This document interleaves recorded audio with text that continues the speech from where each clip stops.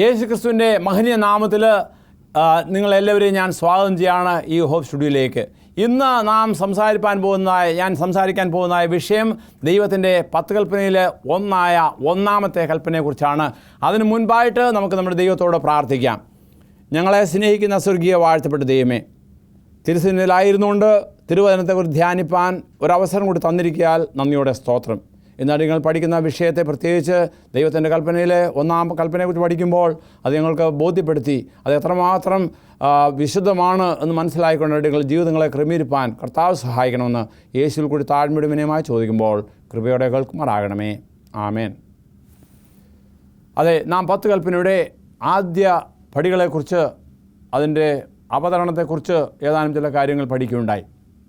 അത് ദൈവം സീനായ് മലയിൽ വെച്ച് തൻ്റെ ഇസ്രായേൽ മക്കളോടായിട്ട് താൻ വായ്മൊഴിയാൽ കൊടുക്കുകയും 2 കൽപ്പനയിൽ ദൈവത്തിൻ്റെ കൽപ്പന എഴുതി തൻ്റെ വിരലുകൾ കൊണ്ട് എഴുതി കൊടുക്കുകയും ചെയ്തു. അത് മോശ ഭൂമിയിൽ കൊണ്ടുവന്നു. അന്നത്തെ സമാഗമന കൂടാരത്തിൻ്റെ അവിടെ അതിപരിശുദ്ധ സ്ഥലത്തുള്ളതായ 10 കൽപ്പന വെക്കുന്ന പെട്ടകത്തിൽ നിക്ഷേപിച്ചു എന്ന് നാം മനസ്സിലാക്കിയുണ്ടായല്ലോ. എന്നാൽ അതിൽ ഉള്ളടങ്ങിയിരിക്കുന്നതായ ഈ 10 കൽപ്പനയും നമുക്ക് ചിന്തിപ്പാനൊക്കെ കൊണ്ട് സാധിക്കും. അതായത് നിങ്ങൾ വേദപുസ്തകത്തിൽ വായിക്കുമ്പോൾ അത് ഉൽപ്പത്തി പുസ്തകം 20 3 മുതൽ 7 വരെയുള്ള വാക്യങ്ങൾ ഈ 10 കൽപ്പന രേഖപ്പെടുത്തിയിട്ടുണ്ട്. അതുപോലെ തന്നെ ആവർത്തന പുസ്തകത്തിലും ഇത് രേഖപ്പെടുത്തിയിട്ടുണ്ട്. അവിടെ ഒന്നാമത്തെ കൽപ്പനയായിട്ട് നാം കാണുന്ന എന്താണ്? മറ്റൊന്നുമല്ല, ഞാൻ ദൈവമാകുന്നു, അല്ലെങ്കിൽ എടുത്തു പറയുമ്പോൾ ഞാനല്ലാതെ അന്യ ദൈവങ്ങൾ നിനക്ക് ഉണ്ടാകരുത്. പുറപ്പാട് പുസ്തകം 20 വാക്യമാണ്. ഇത് പറയുമ്പോൾ നാം ഓർത്ത് നോക്കണം, നമ്മുടെ ചുറ്റുപാടുകളെക്കുറിച്ച് നോക്കുക. അത് ഏകദൈവത്തെക്കുറിച്ചും അതുപോലെ അനേക ദൈവത്തെക്കുറിച്ചുള്ളതായ ചിന്താഗതി, അത് ഏകദൈവവും അനേക ദൈവങ്ങളും. അപ്പോൾ നമ്മുടെ ചുറ്റുപാടുകളും കാണുന്ന ചിന്താഗതി നോക്കുകയാണെങ്കിൽ, അതായത് നമുക്കറിയാം നാം താമസിക്കുന്നതായ ദേശം ഹിന്ദു ദേശമാണ്, അല്ലെങ്കിൽ ഇന്ത്യയിൽ പ്രധാനപ്പെട്ട ഒരു മതമാണ് ഹിന്ദു മതം. അവർക്ക് അനവധിയായ ദേവന്മാരുണ്ട്. ഞാൻ അതിനെക്കുറിച്ച് പഠിച്ചപ്പോൾ, അതായത് ഓരോ വ്യക്തിക്കും വ്യക്തികളുടേതായ ദൈവമുണ്ട്, അതുപോലെ ഓരോ കുടുംബങ്ങൾക്കുമുണ്ട്, ഓരോ സമൂഹങ്ങൾക്കുമുണ്ട്. അപ്പോൾ അങ്ങനെയുള്ളതായ ഈ കാഴ്ചപ്പാടിൽ ഏക ദൈവം, ഞാനല്ലാതെ വേറൊരു ദൈവം നിനക്കുണ്ടാകരുത് എന്ന് പറയുമ്പോൾ the first commandment concern the object of worship, അതായത് യഹോവ, അവനെ മാത്രം. അപ്പോൾ ആ ഒരു ചിന്താഗതി, പ്രത്യേകിച്ച് മോശ ദൈവത്തോട് പറയുകയാണ്, ഞാൻ നിന്നെ ഏത് തരത്തിൽ മറ്റുള്ളവരോട് ഇൻട്രൊഡ്യൂസ് ചെയ്യണം, അല്ല അവതരിപ്പിക്കണം എന്ന്.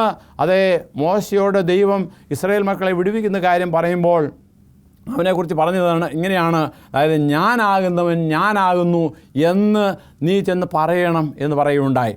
അതുപോലെ തന്നെ മോശ, അതായത് നാം വായിക്കുന്നത് പുറപ്പാട് പുസ്തകം 3:14-15 ആണ്. അതിന് ദൈവം മോശയോട് ഞാനാകുന്നു എന്നുള്ളവൻ എന്നെ നിങ്ങളുടെ അടുക്കൽ അയച്ചിരിക്കുന്നു എന്നിങ്ങനെ നീ ഇസ്രായേൽ മക്കളോട് പറയണം എന്ന് കൽപ്പിച്ചു. അപ്പോൾ ആദ്യം ദൈവത്തെ പരിചയപ്പെടുത്തുന്നത് ഇപ്രകാരമാണ്, ഞാനാകുന്നു. യേശുക്രിസ്തു ഈ ഭൂമിയിലായിരുന്നപ്പോൾ അതേ കാര്യം തന്നെ ആവർത്തിക്കുന്നതായിട്ട് നമുക്ക് കാണുവാൻ തക്കൊണ്ട് സാധിക്കും. അതായത് വിശുദ്ധ യോഹന്നാന്റെ സുവിശേഷം 8-ാമത്തെ അധ്യായത്തിൽ 58-ാമത്തെ വാക്യത്തിൽ ഞാൻ പ്രകാരം വായിക്കുന്നു. യേശു അവരോട്, ആമേൻ ആമേൻ ഞാൻ നിങ്ങളോട് പറയുന്നു, എബ്രഹാം ജനിച്ചതിന് മുൻപേ ഞാനുണ്ട്. അവിടെ ഞാൻ ഉണ്ട് എന്നുള്ളതായ വാക്ക്, അത് ഞാനാകുന്നു എന്ന് ഉള്ളതിൻ്റെ ഒരു നിദാനമാണ് അവിടെ കാണുന്നത്. കാരണം നമുക്കറിയാം, ഇസ്രായേൽ മക്കൾ ദൈവത്തിൻ്റെ 10 കൽപ്പന കഴിഞ്ഞ ശേഷം അവരെന്ത് ചെയ്തു? അവർ മോശയെ കാണാതിരുന്നപ്പോൾ ഒരു കാളക്കുട്ടിയെ ഉണ്ടാക്കി അതിനെ അവർ വർഷിപ്പ് ചെയ്യുന്ന, അല്ലെങ്കിൽ അതിനോട് ആരാധിക്കുന്ന ഒരു രംഗമുണ്ട്. പക്ഷേ അത് ദൈവത്തിന് അനിഷ്ടമായിരുന്നു. അതിൻ്റേതായ ശിക്ഷ അവർക്കുണ്ടായി. അതിനെക്കുറിച്ച് ഉൽപ്പത്തി പുസ്തകത്തിൽ, പുറപ്പാട് പുസ്തകത്തിൽ രേഖപ്പെടുത്തിയിട്ടുണ്ട്. 34-35 വാക്യം ഞാൻ വായിക്കുന്നു. ആകയാൽ നീ പോയി ഞാൻ നിന്നോട് അരുളിച്ച ദേശത്ത് ജനത്തെ കൂട്ടിക്കൊണ്ടു പോവുക. എൻ്റെ ദൂതൻ നിൻ്റെ മുമ്പിൽ നടക്കും. എന്നാൽ എൻ്റെ സന്ദർശന ദിവസത്തിൽ ഞാൻ അവരുടെ പാപം അവരുടെ മേൽ സന്ദർശിക്കുമെന്ന് അരുളി ചെയ്തു. അഹരോനുണ്ടാക്കിയ കാളക്കുട്ടിയെ ജനം ഉണ്ടാക്കിച്ചതാകൊണ്ട് യഹോവ അവരെ ദണ്ഡിപ്പിച്ചു എന്നിങ്ങനെ. അപ്പോൾ ദൈവം എന്ത് ചെയ്തു? തൻ്റെ കൽപ്പന ലംഘിച്ചവരെ ദൈവം അവരെ ശിക്ഷിച്ചു. കാരണം ഇത് പറയുന്നത് ഇംഗ്ലീഷ് പറയുമ്പോൾ thou shall have no other god, അതായത് നിനക്ക് വേറൊരു ദൈവം ഉണ്ടാകരുത്. അതായത് യഹോവ എന്നുള്ള ദൈവമാണ്, ഏക ദൈവമാണ്, നീ മറ്റൊരു ദൈവത്തെയും ആരാധിക്കരുത് എന്നിങ്ങനെ ഈ 10 കൽപ്പനയുടെ 1-ാം കൽപ്പന പറയാണ്. അതായത് എൻ്റെ മുൻപാകെ അല്ലെങ്കിൽ എനിക്ക്. അതിനെക്കുറിച്ച് ഒരു ഉദാഹരണം പറയുന്നത് we whole hearted allegiance and devotion to him. അതായത് പൂർണ്ണ ഹൃദയത്തോടെ നാം ദൈവത്തെ ആരാധിക്കല്ല, അവനെ മാത്രമേ നാം ദൈവമായി കരുതാവൂ. അവനിൽ നാം പൂർണ്ണ ആശ്രയവും അവന് തന്നെ നമ്മുടെ സ്നേഹവും അവനെ മാത്രമേ നാം അറിയാവുള്ളൂ. അങ്ങനെ അവനുമായുള്ളതായ കൂട്ടായ്മയാണ് നമുക്ക് വേണ്ടത്. അത് വീണ്ടും വേറൊരു എഴുത്തുകാരൻ പറയുന്നത് യഹോവ എന്ന് പറയുന്നാൽ eternal self existent uncreated one, himself the source and sustainer of all, is alone entitled to supreme reverence and worship. അതായത് നമ്മുടെ ആരാധന, നമ്മുടെ പ്രാർത്ഥന ആ ദൈവത്തോട് മാത്രമാണ് ആയിരിക്കണം, വേറെ ഒന്നും പാടില്ല. അത് നിത്യനാണ്, അത് സൃഷ്ടിച്ചവനല്ല, അല്ലെങ്കിൽ അവനൊരു ആരാലും സൃഷ്ടിക്കപ്പെട്ടവനല്ല. ആയതുകൊണ്ട് വേറൊരു ദൈവത്തെ ആരാധിക്കുന്നത് നമ്മുടെ ദൈവം നിരാകരിച്ചിരിക്കുകയാണ്. അതിനെക്കുറിച്ച് യെശയ്യാ ഇപ്രകാരം പറയുന്നുണ്ട്. അത് പല ഭാഗത്തായിട്ട് പറയുന്നു. 43:10 ഇപ്രകാരം ഞാൻ വായിക്കുന്നു, എനിക്ക് മുമ്പേ ഒരു ദൈവം ഉണ്ടായിട്ടില്ല, എൻ്റെ ശേഷവും ഉണ്ടായിട്ടില്ല. അതേ 44:8 പറയുന്നത്, ഞാനല്ലാതെ ഒരു ദൈവം ഉണ്ടോ? ഒരു പാറയുമില്ല, ഞാൻ ഒരുത്തിനെയും അറിയുന്നില്ല. അതുകൊണ്ട് വീണ്ടും 46:9 ഞാൻ വായിക്കുന്നത്, ഞാനല്ലാതെ വേറൊരു ദൈവമില്ല, ഞാൻ തന്നെ ദൈവം, എന്നെപ്പോലെ ഒരുത്തിനുമില്ല. അപ്പോൾ ആ ദൈവത്തെ, അതായത് ദൈവം എന്ന് പറയുന്ന ഏകനാണ്, അതിനെ നമുക്ക് വേറൊന്നുകൊണ്ട് അതിനെ സാമ്യപ്പെടുത്തുവാനോ അല്ലെ അതിന് പകരം കൊടുക്കുവാനോ സാധിക്കില്ല. അത്രമാത്രം ഏക ദൈവമാണ് നമുക്കുള്ളത്. ആ ദൈവത്തെ മാത്രമേ നീ ആരാധിക്കാവൂ, വേറൊരു ദൈവവും ഇല്ല എന്ന് എടുത്ത് ചൂണ്ടിക്കാണിക്കുകയാണ് ചെയ്യുന്നത്. നമുക്കറിയാം ഇസ്രായേൽ മക്കളുടെ ചരിത്രത്തിൽ ഒരു സംഭവം ഉണ്ടായി. ആ സംഭവം ഇതായിരുന്നു. അതായത് ലേവ്യ ഗോത്രത്തിൽപ്പെട്ടവരായിരുന്നു ദേവാലയ ശുശ്രൂഷ നടത്തിക്കൊണ്ടിരുന്നത്. എന്നാൽ നാദാബ്, അബീഹു എന്ന് പറയുന്നതായ 2 ലേവ്യ പുത്രന്മാർ, അവർ ദൈവം പറഞ്ഞതിന് വിരുദ്ധമായിട്ട് അവർ ധൂപപീഠമെടുത്ത് അതിൽ അന്യ അഗ്നിയിട്ട് ദൈവസന്നിധിയിൽ കൊണ്ടുവന്നു. ആ സമയത്ത് യഹോവയെങ്കിൽ തീ പുറപ്പെട്ടു, അവരെ അന്നേരം തന്നെ അവരെ കൊന്നു, അല്ലെങ്കിൽ അവർ ചത്തുപോയി എന്ന് നാം മനസ്സിലാക്കുന്നുണ്ട്. എന്നാൽ അതിനെക്കുറിച്ച് പറയുമ്പോൾ അവർ അന്യ അഗ്നി കൊണ്ടുവരും. അവരോട് പ്രത്യേകിച്ച് പറഞ്ഞതാണ്, എന്താണ്, ഞാനല്ലാതെ വേറൊരു ദൈവമില്ല. ദൈവസന്നിധിയിൽ കൊണ്ടുവരുമ്പോൾ എന്ത് കാര്യം ചെയ്താലും അത് വിശുദ്ധിയോടെ അല്ലെ പവിത്രതയോടെ അത് നിർദ്ദേശപ്രകാരം ചെയ്യണം എന്ന്. എന്നാൽ അതിനെ മാനിക്കാതെ അവർ ചെയ്തതായ ഈ അകൃത്യത്തെ അന്നേരം തന്നെ ദൈവം പരീക്ഷിച്ചതായിട്ട്, അല്ലെങ്കിൽ അന്നേരം തന്നെ അതിന് ശിക്ഷ കൊടുത്തതായിട്ട് നമുക്ക് കാണുവാൻ സാധിക്കും. അതെ, യേശുക്രിസ്തു ഈ ഭൂമിയിലായിരുന്നപ്പോൾ യേശുക്രിസ്തുവിനെ പിശാച് പരീക്ഷിക്കുന്നതായിട്ട് നാം കാണുന്നുണ്ട്. വിശുദ്ധ മത്തായിയുടെ സുവിശേഷം 4:8 മുതൽ 10 വരെയുള്ളതായ വാക്യങ്ങളിൽ ഇപ്രകാരം ഞാൻ വായിക്കുന്നു, പിന്നെ പിശാച് അവനെ ഏറ്റവും ഉയർന്ന ഒരു മലമേൽ കൂട്ടിക്കൊണ്ടുപോയി ലോകത്തുള്ള സകല രാജ്യങ്ങളെയും അവയുടെ മഹത്വത്തെയും കാണിച്ചു. വീണ് എന്നെ നമസ്കരിച്ചാൽ ഇതൊക്കെയും നിനക്ക് തരാമെന്ന് അവനോട് പറഞ്ഞു. യേശു അവനോട്, സാത്താനെ, എന്നെ വിട്ടുപോകും, നിന്റെ ദൈവമായ കർത്താവിനെ നമസ്കരിച്ച് അവനെ മാത്രമേ ആരാധിക്കാവൂ എന്ന് എഴുതിയിരിക്കുന്നല്ലോ എന്ന് പറഞ്ഞു. അപ്പോൾ അവിടെ ഇപ്പോൾ നമുക്കറിയാം യേശുക്രിസ്തു ഈ ഭൂമിയിലായിരുന്നപ്പോൾ തൻ്റെ സ്നാനത്തിന് ശേഷം തൻ്റെ പരസ്യ ശുശ്രൂഷ ആരംഭിച്ചു. ആ പരസ്യ ശുശ്രൂഷ ആരംഭിക്കുന്നതിന് മുൻപായിട്ട് പിശാച് അവനെ 3 തരത്തിൽ പരീക്ഷിക്കുന്നതായിട്ട്, ഒന്ന്, കല്ലുകളെല്ലാം അപ്പമാക്കുവാൻ തക്കവണ്ണം പറയുന്നു. അവിടെയും യേശു പറഞ്ഞു, ദൈവത്തിൻ്റെ വചനം കൊണ്ടും മനുഷ്യൻ ജീവിക്കുന്നു. അതായത് അപ്പം കൊണ്ട് മാത്രമല്ല, ദൈവത്തിൻ്റെ വചനം കൊണ്ട് മനുഷ്യൻ ജീവിക്കാം എന്ന് പറയുകയുണ്ടായി. അതുപോലെ തന്നെ ഉയർന്ന ദേവാലയത്തിൻ്റെ ഉയർന്ന സ്ഥാനത്ത് കൊണ്ടുപോയി താഴേക്ക് ചാടുക എന്ന് പറഞ്ഞു. അവിടെയും ദൈവത്തിൻ്റെ വചനത്തെ ഉദ്ധരിച്ചുകൊണ്ട് യേശുക്രിസ്തു ആ പരീക്ഷയെ അതിജീവിച്ചു എന്ന് നാം മനസ്സിലാക്കുന്നു. അത് ഈ സാഹചര്യത്തിൽ അവനെ കൊണ്ടുപോയത് ഏറ്റവും ഉയർന്നൊരു മലയിലാണ്. അവിടെ കൊണ്ടുപോയി അത് നമുക്കറിയാം, ഉയർന്ന മലയിൽ കയറുകയാണെങ്കിൽ ആ ചുറ്റുപാടുള്ള എല്ലാ കാഴ്ചകളും നമുക്ക് കാണുവാൻ തക്കവണ്ണം സാധിക്കും. ആയതുപോലെ ലോകത്തുള്ള സകല രാജ്യങ്ങളെയും അവയുടെ മഹത്വത്തെയും കാണിച്ചു എന്നാണ് തിരുവചനം പറയുന്നത്. എപ്രകാരമാണെന്ന് അറിയത്തില്ല, എങ്കിലും മേ ബി ഒരു ബേർഡ്സ് ഐ വ്യൂ മാതിരി എല്ലാം കാണിച്ചു കൊടുത്തായിരിക്കും. എന്നിട്ട് പറഞ്ഞു, വീണെന്നെ നമസ്കരിച്ചാൽ ഇതൊക്കെ നിനക്ക് തരാം എന്ന് അവനോട് പറഞ്ഞു, യേശു അവനോട്, സാത്താൻ എന്നെ വിട്ടുപോകൂ, നിൻ്റെ ദൈവമായ കർത്താവിനെ നമസ്കരിച്ച് അവനെ മാത്രമേ ആരാധിക്കാവൂ എന്ന് എഴുതിയിരിക്കുന്നുവല്ലോ എന്ന് പറയുകയുണ്ടായി. അങ്ങനെ ആ പരീക്ഷയെ അതിജീവിപ്പാനൊക്കെ വേണം യേശു ക്രിസ്തുവിനെ സാധിച്ചു. ആയതുപോലെ ആ യേശു ക്രിസ്തു നമ്മോട് പറയുന്നത് എന്താണ്? അതെ, യേശുവിനെ സ്നേഹിക്കുന്നവന് യേശുവിൻ്റെ കൽപ്പനകൾ പ്രമാണിക്കണമെന്നുണ്ടെങ്കിൽ അതെ, ദൈവത്തെ മാത്രമേ ആരാധിക്കാവൂ. ഇന്ന് മനുഷ്യന് ആരാധിപ്പാനൊക്കെ വേണം അനവധിയായ കാര്യങ്ങളുണ്ട്. അതെ, എന്തൊക്കെയാണെന്ന് ചോദിച്ചാൽ ഈ ഭൂമിയിൽ അതെ, ദൈവത്തിന് അടുത്തല്ലാത്ത ഏത് കാര്യവും നാം പ്രഥമ സ്ഥാനം കൊടുക്കരുത്. അതുകൊണ്ടാണ് കർത്താവ് പറഞ്ഞത്, നീ നിന്റെ ദൈവത്തെ പൂർണ്ണ ഹൃദയത്തോടും പൂർണ്ണ ആത്മാവോടും പൂർണ്ണ ശക്തിയോടും കൂടെ സ്നേഹിക്കുകയാണെങ്കിൽ നിനക്ക് വേറൊരു ദൈവം ഉണ്ടാകുകയില്ല. അപ്പോൾ എക്സ്ക്ലൂസീവായിട്ട്, അതായത് ഒരു ദൈവം മാത്രം. ഒരു ഉദാഹരണം പറയുന്നത്, Christ bids dum seek the first kingdom of God and is righteousness. അതായത് വിശുദ്ധ മത്തായിയുടെ സുവിശേഷം 6:33 മുൻപേ അവൻ്റെ രാജ്യവും നീതിയും അന്വേഷിപ്പിൻ, അതോടുകൂടെ ഇതൊക്കെയും കിട്ടും. അതായത് ദൈവം ഈ ഭൂമിയിൽ ഒരുക്കി വെച്ചിരിക്കുന്ന എല്ലാ കാര്യങ്ങളും നമുക്ക് തരുവാൻ ആഗ്രഹിക്കുകയാണ്. അതിന് നാം എന്താണ് ചെയ്യേണ്ടത്? മറ്റൊന്നും ചെയ്യേണ്ട, ദൈവത്തിൻ്റെ രാജ്യവും നീതിയും അന്വേഷിക്കുക, അതോടുകൂടെ നമുക്ക് ആവശ്യമുള്ള സകലവും നൽകപ്പെടും എന്നാണ് പറയുന്നത്. അതേ 1 യോഹന്നാൻ 2:15 മുതൽ 17 വരെയുള്ള വാക്ക് ഞാൻ ഇപ്രകാരം വായിക്കുന്നു, ലോകത്തെയും ലോകത്തിനുള്ളതിനെയും സ്നേഹിക്കരുത്. ഒരുവൻ ലോകത്തെ സ്നേഹിക്കുന്നുവെങ്കിൽ അവനിൽ പിതാവിൻ്റെ സ്നേഹം ഇല്ല. അപ്പോൾ നമ്മൾ ചെയ്യുന്നത് എന്താണ്? ഈ ലോകവുമായി നമ്മൾ ചേർന്ന് പോവുകയാണ്. അതായത് ലോകത്തെയും ലോകത്തിലുള്ളതിനെയും നാം സ്നേഹിക്കരുതെന്നാണ് യേശു പറയുന്നത്. എന്നാൽ നാം ചെയ്യുന്നതാണ് ലോകത്തെയും ലോകത്തിലുള്ളതിനെയും നാം സ്നേഹിക്കുകയാണ്. അതെ, ഒരുവൻ ലോകത്തെ സ്നേഹിക്കുന്നുവെങ്കിൽ അവനിൽ എന്തില്ല? പിതാവിൻ്റെ സ്നേഹമില്ല. അതെ, പിന്നെയും താഴോട്ട് വായിക്കുന്നത്, ജഡമോഹം, കൺമോഹം, ജീവനത്തിൻ്റെ പ്രതാപം, ഇങ്ങനെയുള്ള ലോകത്തിലുള്ളത് എല്ലാം പിതാവിൽ നിന്നല്ല, പിന്നെയോ ലോകത്തിൽ നിന്നത്രേ ആകുന്നത്. ലോകവും അതിൻ്റെ മോഹവും എന്തു ചെയ്യും? ഒഴിഞ്ഞു പോകും. ദൈവേഷം ചെയ്യുന്നവനോ എന്നേക്കും ഇരിക്കുന്നു. അപ്പോൾ ദൈവത്തിൻ്റെ ഇഷ്ടം ചെയ്യുവാനാണ് ദൈവം നമ്മിൽ നിന്ന് ആഗ്രഹിക്കുന്നത്. ദൈവേഷം ചെയ്യുന്നവന് എന്തു ചെയ്യും? അവനോടുകൂടെ ദൈവത്തിൻ്റെ അനുഗ്രഹം ഉണ്ടാകും. ആയതുകൊണ്ട് ഈ ലോകത്ത് കാണുന്നതൊക്കെ അഴിഞ്ഞു പോകും. നമുക്കറിയാം, നാം എത്ര സമ്പാദിച്ചാലും നാം ഇങ്ങനെ ഒന്നുമില്ലാത്തവരായിട്ട് പോകണം. ആയതുകൊണ്ട് അങ്ങനെ ഒരു സാഹചര്യം നമുക്കുണ്ട്. ആയതുകൊണ്ട് എന്താണ്, ഈ ലോകത്തിൽ കാണുന്ന കാര്യങ്ങളെ സ്നേഹിക്കാതെ ദൈവം ഒരുക്കി വെച്ചിരിക്കുന്ന കാര്യങ്ങളെ കാണുക. ഇവിടെ ജഡമോഹത്തെക്കുറിച്ച് പറയുന്നുണ്ട്, അതായത് കൺമോഹത്തെക്കുറിച്ച് പറയുന്നുണ്ട്, ജീവനത്തിൻ്റെ പ്രതാപം. ജഡമോഹം എന്ന് പറയുന്നത് നമുക്കറിയാം, ഞാൻ, എൻ്റേത്, എനിക്കുള്ളത്, അതിനുവേണ്ടി കരുതുന്നതായ കാഴ്ചപ്പാടുകൾ. അത് പലപ്പോഴും അതേ ജഡികമായുള്ളതായ കാര്യങ്ങൾ, അതുപോലെ തന്നെ ജ്ഞാനമുള്ളതായ ഭാവങ്ങൾ, ഇതൊക്കെയും അതില്ലായ്മയാകും. നാം ഏകനായിട്ട് ദൈവസന്നിധിയിൽ വന്നു തിരിച്ച് ഏകനായിട്ട് തന്നെ പോകേണ്ടത്. നമുക്കുള്ള കുടുംബക്കാരും മക്കളും ബന്ധുക്കളും ആരും കാണുകയില്ല. അതുപോലെ കൺമോഹം, കണ്ണുകൊണ്ടുള്ളതായ മോഹങ്ങൾ, നമ്മൾ കാണുന്നതായ കാര്യങ്ങൾ, അതേ ഒരു പുതിയ കാറ്, അതേ ഒരു പുതിയ മൊബൈൽ, അല്ല പുതിയ വീട്, അല്ലെങ്കിൽ പുതുതായിട്ടുള്ളതായ കാര്യങ്ങൾ, എന്തായിരുന്നാലും കണ്ണുകൊണ്ട് നാം മോഹിക്കരുത്.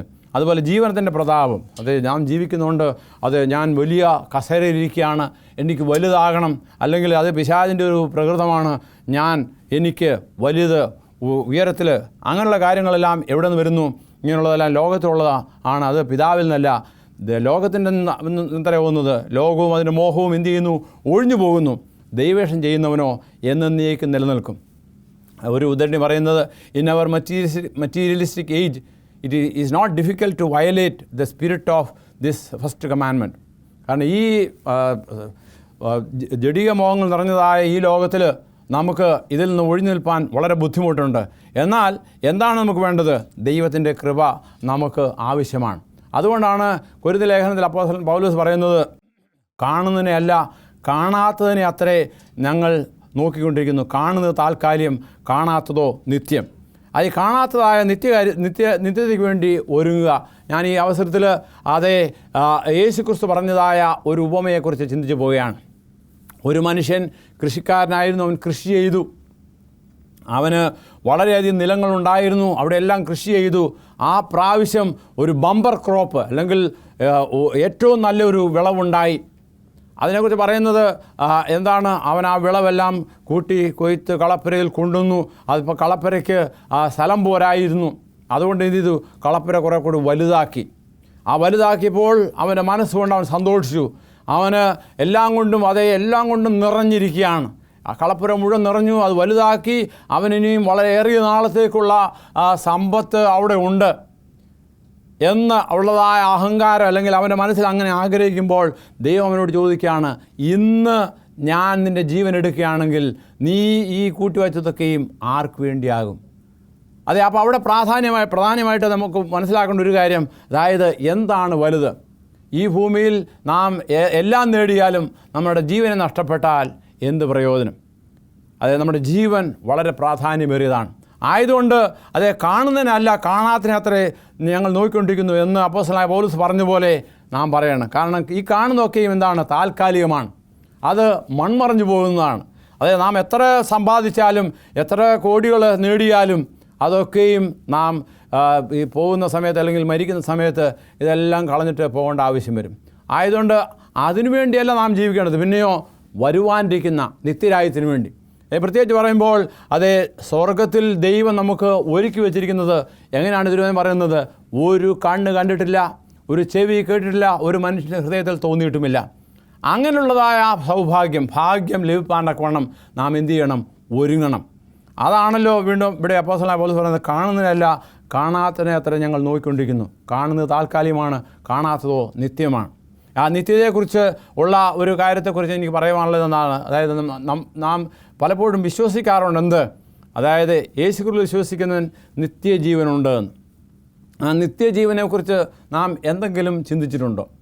നിത്യമായ ജീവൻ അത് നമുക്ക് സ്വപ്നം കാണാൻ തക്കവണ്ണം സാധിക്കില്ല. പ്രത്യേകിച്ച് പറയുമ്പോൾ വേദപുസ്തകത്തിൽ ഉൽപ്പത്തി പുസ്തകം 5-ാമത്തെ അധ്യായം നാം പഠിക്കുമ്പോൾ അവിടെ പൂർവ്വപിതാക്കന്മാരുടെ ആയുർദൈർഘ്യത്തെക്കുറിച്ച് കൊടുത്തിരിക്കുന്ന ആ രേഖയുണ്ട്.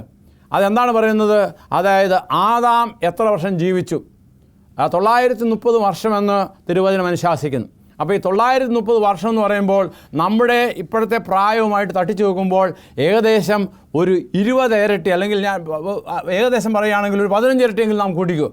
കാരണം ഇപ്പോഴത്തെ മനുഷ്യൻ്റെ ശരാശരി വയസ്സെന്ന് പറയുന്നത് വെറും 60 അല്ലെങ്കിൽ 70 അല്ലെ 80 എന്നാൽ ആദാം 930 വർഷം ജീവിച്ചു എന്ന് പറയുമ്പോൾ 10 ഇരട്ടി അല്ലെങ്കിൽ 15 ഇരട്ടിയാണ്.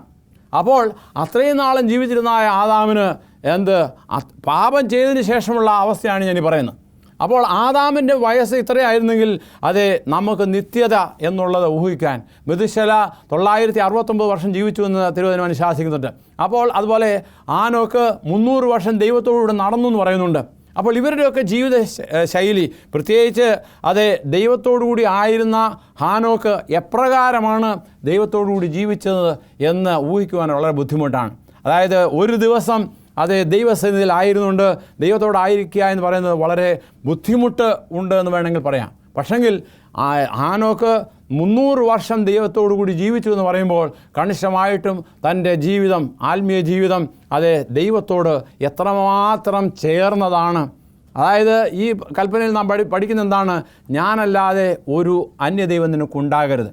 അപ്പോൾ ദൈവമല്ലാതെ വേറൊന്നും, അത് പ്രത്യേകിച്ച് പറയുമ്പോൾ നമ്മുടെ കാഴ്ചപ്പാടിൽ നാം നമ്മുടെ ഈ ദർശനത്തിന് ആ വ്യൂവിൽ ഐ വ്യൂവിൽ നാം വളരെയധികം കാര്യങ്ങൾ കാണുന്നുണ്ട്. എന്നാൽ ഉയരത്തിലുള്ളതായ ദൈവം നമുക്ക് വേണ്ടി ഒരുക്കി വെച്ചിരിക്കുന്നത് ഒരു കണ്ണ് കണ്ടിട്ടില്ല, ഒരു ചെവി കേട്ടിട്ടില്ല, ഒരു മനുഷ്യൻ്റെ ഹൃദയത്തിൽ തോന്നിയിട്ടുമില്ല.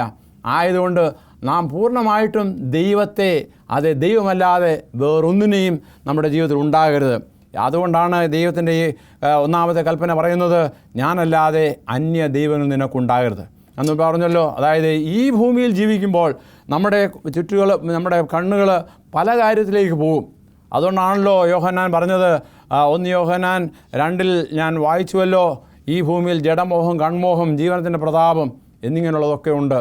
എന്നാൽ അത് എവിടെ നിന്നാണ് വരുന്നത്? അത് ലോകത്തിലുള്ളതത്രേ. എന്നാൽ ലോകവും അതിൻ്റെ മോഹവും ഒഴിഞ്ഞു പോകുന്നു, നാമും ചത്തുപോകും. പക്ഷേ നിത്യമായൊരു ജീവൻ പ്രാപിക്കണമെന്നുണ്ടെങ്കിൽ എന്ത് ചെയ്യണം? ദൈവത്തിൽ നാം നമ്മുടെ പൂർണ്ണ ദർശനം വയ്ക്കുക. ഒരു ചെറിയ കഥ ഞാൻ പറയാൻ ആഗ്രഹിക്കുകയാണ്. മറ്റൊന്നുമല്ല, എൻ്റെ വിവാഹ ജീവിതത്തിൽ അല്ലെങ്കിൽ എൻ്റെ ജീവിതത്തിലുള്ള ചില ഒരു ഉദാഹരണം മാത്രമാണ്. ഞാൻ സാധാരണയായിട്ട് ഈ സ്വല്പം വേഗതയിൽ നടക്കുന്ന ഒരു വ്യക്തിയാണ്.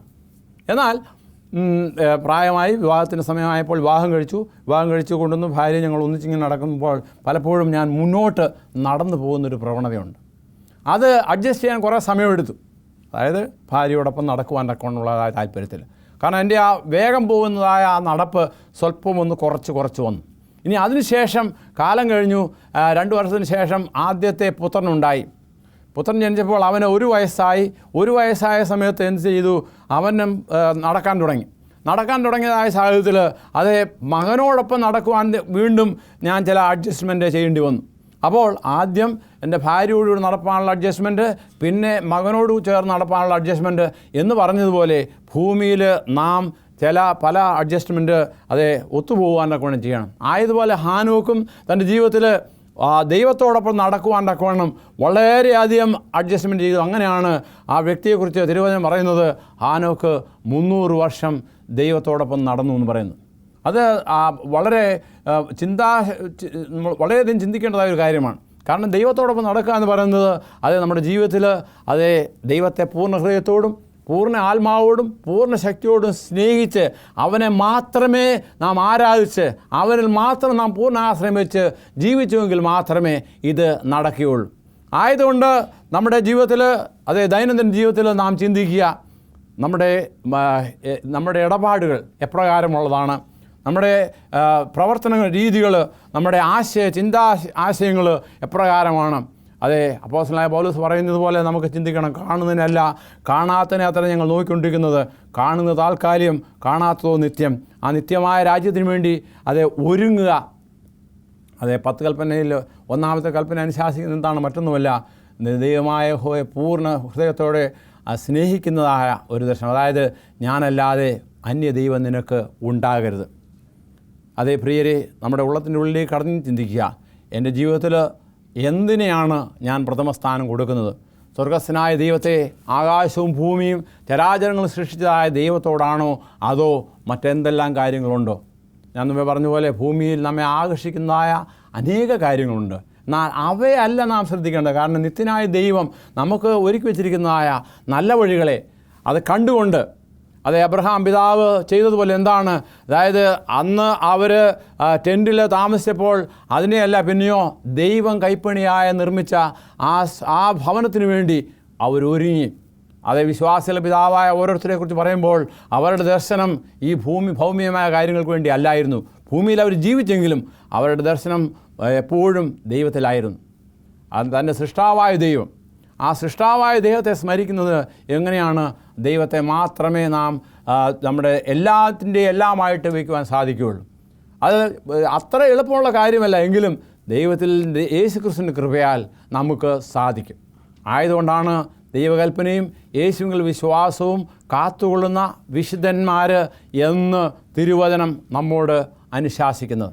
ആയതുകൊണ്ട് ഈ തിരുവചന വാക്യങ്ങളെ നമ്മുടെ ജീവിതത്തിൻ്റെ ഭാഗമാക്കി തീർത്തുകൊണ്ട് കർത്താവായ യേശുവിൻ്റെ വരവിന് വേണ്ടി ഒരുങ്ങിയിരിപ്പാൻ, ദൈവകൽപ്പന യേശുവിൻ്റെ വിശ്വാസവും കാത്തുകൊള്ളുന്നവരായിരിക്കാൻ, അതെ എന്നെ സ്നേഹിക്കുന്നവരെൻ്റെ കൽപ്പന പ്രമാണിക്കും എന്ന് പറയുന്നത് നമ്മുടെ ജീവിതത്തിൽ, എൻ്റെയും നിങ്ങളുടെയും ഓരോരുത്തരുടെയും ജീവിതത്തിൽ അത് നിഴലിടുവാൻ, അത് നിവൃത്തിയാകുവാൻ ദൈവം നമ്മെ ഓരോരുത്തരെയും സഹായിക്കട്ടെ. നമുക്ക് നമ്മുടെ ദൈവത്തോട് പ്രാർത്ഥിക്കാം. അടിയങ്ങളെ സ്നേഹിക്കുന്ന സ്വർഗീയ വാഴ്ത്തപ്പെട്ട ദൈവമേ, പരിശുദ്ധ നാമത്തിന് നന്ദിയോടെ സ്തോത്രം. ഒരു പ്രാവശ്യം കൂടെ അവിടുത്തെ സന്നിധിയിലായിരുന്ന് പ്രാർത്ഥിപ്പാൻ, തിരുവചനം പഠിപ്പാൻ, ധ്യാനിപ്പാൻ, അവിടുത്തെ 10 കൽപ്പനയുടെ പ്രാധാന്യത്തെക്കുറിച്ച് മനസ്സിലാക്കുവാൻ തന്ന വലിയൊരു സമയത്തിന് നന്ദിയോടെ സ്തോത്രം. എൻ്റെ ശബ്ദപരിധിയിലുള്ളതായ എന്നെ കേട്ടുകൊണ്ടിരിക്കുന്ന എല്ലാവർക്കും വേണ്ടി പ്രാർത്ഥിക്കുന്നു. ആവശ്യങ്ങൾ അനവധിയാകുന്ന കർത്താവേ, ഈ ആവശ്യങ്ങളെ കർത്താവ് കാലാകാലങ്ങളിൽ നിറവേറ്റി തരുന്നതോടെ നന്ദിയോടെ സ്തോത്രം. ദൈവകൃപയിൽ ആശ്രയിച്ച് ജീവിപ്പാനും ദൈവകൽപ്പന യേശുവിൽ വിശ്വാസവും കാത്തുകൊള്ളുന്നവരായിരിക്കാനും ഞങ്ങളെ സഹായിക്കണമെന്ന് യേശുവിൽ കൂടി താഴ്മയുടവിനയമായി ചോദിക്കുമ്പോൾ കൃപയോടെ കേൾക്കുമാറാകണമേ. ആമേൻ.